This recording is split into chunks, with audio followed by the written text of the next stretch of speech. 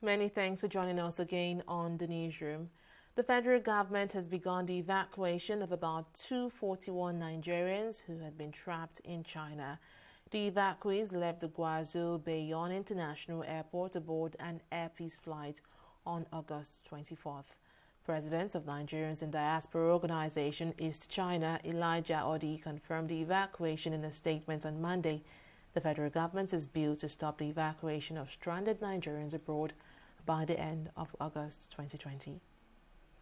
The Nigerian Air Force has commenced free medical services to victims of banditry attacks in some communities in southern Kaduna. The victims include over 3,000 internally displaced persons in Zonkwa, Zangon Kataf, and Liri local government areas of the state. Aside free medical service, the victims also received relief items like noodles, blankets, mosquito nets, among others. The Senate of the University of Lagos has nominated Ben Ogojo and Folashade Ogun. Let's see. Folashade Ogunsola has secured the highest number of votes in the election held by members of the University of Lagos Senate to choose as acting Vice Chancellor of the institution. She was the Deputy Vice Chancellor, Development Services at UNILAG before her emergence. The result of the election shows that she secured 135 of 167 votes. Ben Ogbajafo, who was also considered for the post by members of the Senate, secured 31 votes, while 1 vote was voided.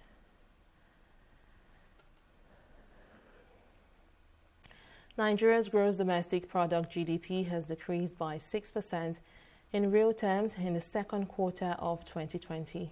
The National Bureau of Statistics (NBS) revealed this in its GDP report published on Monday.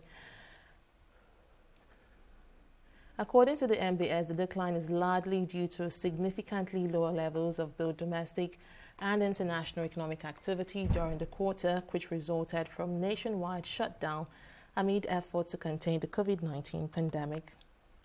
And for the first time since a failed attempt last year, talks are currently ongoing between Syria's Constitutional Committee at the United Nations in Geneva.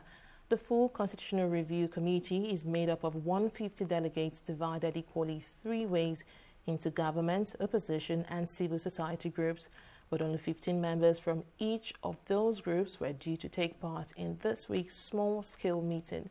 The UN has been striving for more than 9 years to try to help find a political resolution to Syria's civil war, which has killed more than 380,000 people and has displaced more than 11 million others. Former Congolese President Pascal Lissouba has died. The news of his death was disclosed to newsmen. His Pan-Africa Union for Social Democracy Party, UADS. Lissouba died in Pérignan, southwestern France, at the age of 88 after a brief illness. He was president of the Republic of Congo, also called Congo-Brazzaville, to distinguish it from the neighboring Democratic Republic of Congo from 1992 to 1997. Said Benrahman has been crowned Brentford Supporters Player of the Year following his outstanding display during the 2019-2020 campaign. The 25-year-old forward bagged 17 goals with 9 assists in 43 league games and struck 2 hat-tricks against Hull City and Wigan Athletic.